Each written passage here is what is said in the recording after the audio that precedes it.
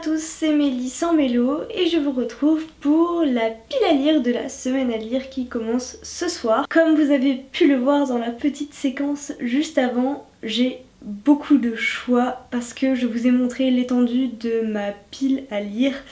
Alors oui, il y en a beaucoup pour qui ce n'est absolument pas une catastrophe, mais là actuellement quand je les ai tous sortis de ma bibliothèque, en fait je me rendais pas compte. Non, je pensais pas vraiment que j'en avais autant à lire. Mais voilà, au moins j'ai une petite idée maintenant. D'ailleurs, si vous le souhaitez, avec Mélo, on pourra vous faire une pause question sur la pile à lire. Peut-être qu'on vous en a déjà parlé. C'est un sujet, je pense, qu'on va aborder tôt ou tard. Peut-être plus tard que tôt d'ailleurs. Donc vous avez eu un aperçu de la mienne. En fait, j'étais super indécise. Enfin, ça fait une semaine que je me dis que c'est bientôt la semaine à lire, tout ça, et que je n'ai absolument aucune idée de ce que j'ai envie de lire. Il y en a qui me paraissent prioritaires, que j'ai super envie de lire, mais en même temps, en fait, s'ils sont là, c'est que j'ai tous envie de les lire, vraiment tous. Et donc j'ai pas réussi à me décider. Alors il y en a que j'écarte d'office, mais ceux que je garde de côté en me disant il faut que je lise bientôt, et ben en fait c'est la majorité. J'ai quand même réussi à prendre une décision en prenant en compte plusieurs paramètres. Le premier étant que c'est le week-end de Pâques, j'ai de la famille qui vient, enfin bref voilà, c'est le week-end de Pâques quoi. Mais c'est aussi un jour férié, ce qui rajoute une journée. Sauf que je suis en déplacement cette semaine et je ne sais pas du tout comment ça va se passer ni combien de temps j'aurai pour moi. Je table au moins sur les heures de transport, ça doit être je pense une dizaine d'heures au total sur la semaine, ce qui laisse pas mal de temps pour lire, cela va de soi. Toujours est-il que, dans un premier temps, j'aimerais finir ma lecture en cours parce que je sais pertinemment que du moment où je vous tourne cette vidéo au moment où vous allez la voir, j'aurai lu maximum vraiment 40 pages. Voilà, à peu près. En plus, voilà, j'aime bien m'arrêter en début de chapitre quand je peux. Donc, grosso modo, oui, ce sera ça. J'aurai lu un peu moins de 40 pages. Donc, je vais le finir, ça c'est sûr, si possible ce week-end. Et il s'agit de Thanks for the Trouble de Tommy Wallach.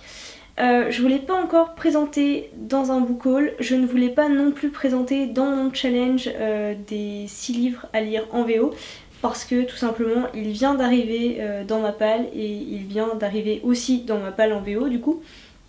En fait je suis tombée dessus en librairie et j'ai trouvé la couverture super jolie et je sais pas pourquoi elle m'a rappelé, enfin si je pense que je sais pourquoi, le fond était vert tout simplement. Et en fait ça m'a rappelé Le Monde de Charlie ou The Perks of Being a Wallflower. J'ai hésité à le prendre en français et comme j'avais lu The Perks of Being a Wallflower en anglais, je me suis dit ce sera sûrement abordable, ça a l'air d'être un peu le même genre. Ça parle de troubles à l'adolescence, non mais voilà, de l'adolescence en général, d'adolescents chamboulés, qui ont vécu des drames, tout ça, enfin bref.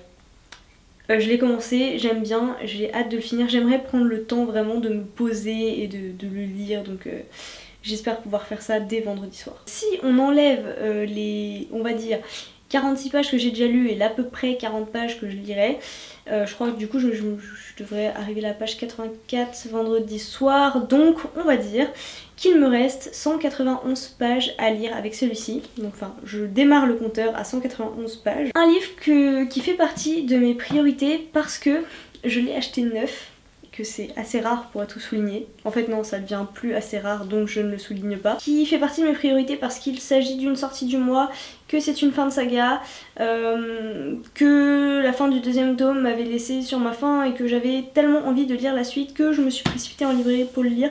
Donc c'est effectivement une priorité. Il s'agit de The Kiss de Mary Rutkowski.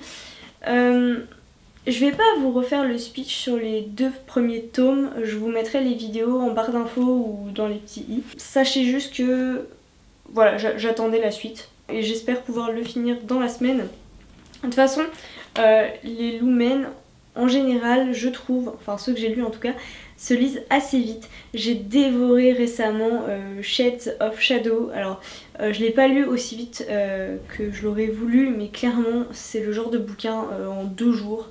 Bon, on ne fait que ça, hein, c'est un week-end en fait, ça se lit quoi. Donc voilà, j'ai bon espoir Je dis ça tout le temps, faut vraiment que j'arrête en fait. Et celui-ci fait 630 pages et quelques lignes, donc on va dire 630 pages. Après rapide calcul, cela donne donc 821 pages. Oui, j'ai sorti ma calculatrice pour faire ça.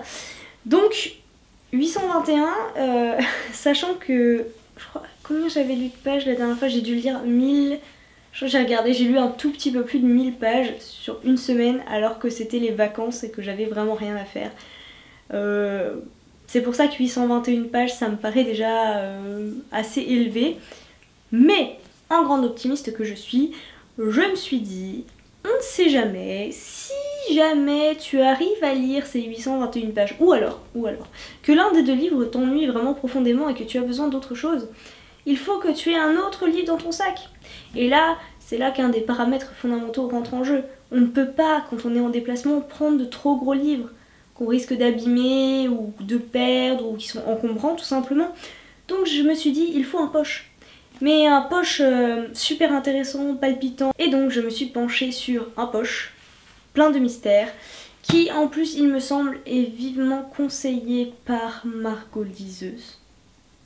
Donc je crois, je ne veux pas dire de bêtises, mais il me semble que c'est bien celui-ci, son préféré. Même s'il y a, attention, le Jardin des Secrets aussi dont elle parle beaucoup et qui me faisait très envie. Eh bien j'ai pris Les Brumes de Riverton de Kate Morton. Pour le speech, en 1924, un lord s'est suicidé et deux sœurs qui étaient témoins de ce drame depuis ne s'adressent plus la parole. Et en 1999, une réalisatrice décide de faire un film autour de ce scandale.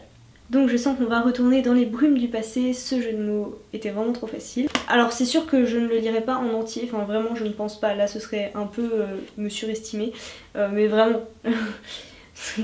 Pas comme les autres fois où bon j'espérais tenir le compte, là je sais que celui-là je ne le finirai pas cette semaine là en tout cas, tout simplement parce qu'il fait 690 pages, ce qui en plus de mes 821 pages donne voilà 1511 pages, donc au vu de mon dernier score 1511 pages ce n'est tout simplement pas envisageable. J'y crois pas une seule seconde. Voilà, donc déjà on va viser les 821 pages, pour la suite on verra. Passage, il me semble avoir dit lors de ma dernière vidéo de la semaine à lire, je crois, ou du week-end à 1000, je ne sais plus, que je profiterai de la prochaine semaine à lire, donc actuellement là, pour finir, ou continuer en tout cas, Les Enfants de Venise de Luca Di Fulvio. Je pense que je vais devoir le laisser, on va dire, de côté jusque cet été, où là je prendrai vraiment le temps d'être bien et de le lire en entier sans faire de pause, voilà, correctement quoi. Et de la même manière je me garde Florent, le tome 3 du Goût du Bonheur de Marie Laberge pour cet été je pense, pour pouvoir me poser avec les doigts de pied en éventail et ne rien faire d'autre que savourer cette lecture. Comme d'habitude, n'hésitez pas à me dire si vous aussi vous participez à cette semaine à lire et si oui, avec quelle palle. Donnez-moi aussi vos avis si vous en avez, si vous les avez déjà lus, si vous connaissez les auteurs, sur les romans que je viens de vous présenter ici. J'espère en discuter avec vous dans les commentaires. Sur ce, je vous souhaite un très beau week-end, une très belle semaine à lire et de très belles lectures. Et on se retrouve tout bientôt dans une prochaine vidéo.